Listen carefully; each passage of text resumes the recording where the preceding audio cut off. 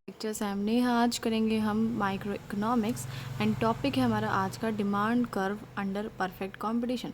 So perfect competition में demand curve कैसा बनता है ये इस वीडियो में हम पढ़ने वाले हैं। एंड गाइस ये अगर नोट्स आपको चाहिए तो डिस्क्रिप्शन में लिंक मिल जाएगा, वहाँ से आप नोट्स डाउनलोड कर सकते हैं। तो देखो क्या लिखा है, in perfect competition there are very large number of buyers and sellers. ये बात आप लोगों को पता है, मैं पहले पढ़ा चुकी हूँ कि जो परफेक्ट कंपटीशन होता है ना, उसमें बहुत सारे बायर्स होते हैं, बहुत सारे सेलर्स होते हैं, ठीक है। और क्या होता है, होमोजेनियस प्रोडक्ट्स बेचते हैं वो, यानी एक जैसे सिमिलर प्रोडक्ट्स बेचते हैं, ज़्यादा फ़र्क नहीं होता है। अगर आप एक सेलर के पास जाओ, चाहे दूसरे के पास जाओ, चाहे तीसरे के पास जाओ, ज़्यादा फ़र्क नहीं होता है उनके प्रोडक्ट्स में, ऑलमोस्ट सिमिलर प्रोडक्ट्स होते हैं। और आपको पता है कि परफेक्ट कंपटीशन में फ्री एंट्री एंड एग्जिट है, भाई कोई भी फर्म खोल सकता है, कोई भी फर्म बंद कर सकता है, अपनी मर्ज़ी है। और जो ये प्रोडक्ट्स बिकते हैं वो कौन से प्राइस पे बिकते हैं, जो कि मार्केट यानी इंडस्ट्री फिक्स करती है, उस प्राइस पे सभी फर्म्स को बेचने पड़ते हैं। So each firm is a price taker. ये बात भी पहले पढ़ चुके हैं कि परफेक्ट कंपटीशन के अंदर फर्म क्या होती है, प्राइस टेकर, यानी जो प्राइस इंडस्ट्री फिक्स करती है वो प्राइस एक्सेप्ट करना पड़ता है हर एक फर्म को। अगर इंडस्ट्री ने बोला कि ये प्रोडक्ट 100 रुपये में बिकेगा तो सभी फर्म्स को वो 100 ही रुपये में बेचना पड़ेगा।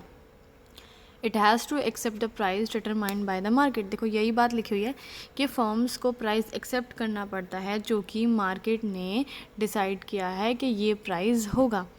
अब इसका रीज़न क्या है, ऐसा क्यों है कि भाई अब फर्म का प्रोडक्ट है, उसकी मर्ज़ी, भाई ज़्यादा में बेचे कम में बेचे। देखो मैं दोनों पॉसिबिलिटी बताती हूँ। सपोज़ फर्म के मन में क्या आती है कि मैं 100 में क्यों बेचूँ, मैं तो 105 में बेचूँगा, मैं तो 5 रुपये एक्स्ट्रा प्रॉफिट कमाऊँगा। फर्म ने ऐसा ही किया, प्रॉफिट अपना बढ़ाने के लिए 105 प्राइस कर दिया।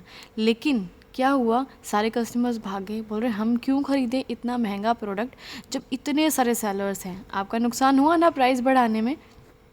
फिर फर्म ने क्या सोचा, मैं ऐसा करता हूँ सारे कस्टमर्स खुद की तरफ खींच लेता हूँ और प्राइस कम कर देता हूँ। उसने प्राइस 100 से क्या करा, 95 कर दिया। तो सारे कस्टमर्स उसके पास आगे, उसको ऐसा लगा। लेकिन बाकी सभी फर्म्स ने क्या किया, सब ने अपना प्राइस 95 कर दिया।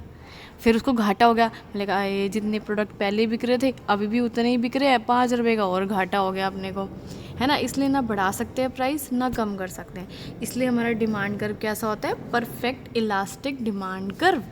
देखो यहाँ पे ये कर्व बना हुआ है, ठीक है। ये यहाँ पे है हमारा ऊपर की लाइन में, ये है प्राइस, ठीक है। और नीचे क्या है, हमारी क्वांटिटी हमने ले रखी है। हमारा डिमांड कर्व क्या है, बिल्कुल स्ट्रेट लाइन है, हॉरिजॉन्टल लाइन है, और ये क्या है, परफेक्टली इलास्टिक, ठीक है। इसका रीज़न क्या है, क्योंकि अपना जो प्राइस है वो चेंज नहीं हो रहा है। हमारा प्राइस अगर हमने 100 फिक्स किया है मार्केट ने, तो हमें 100 में ही प्रोडक्ट बेचना है।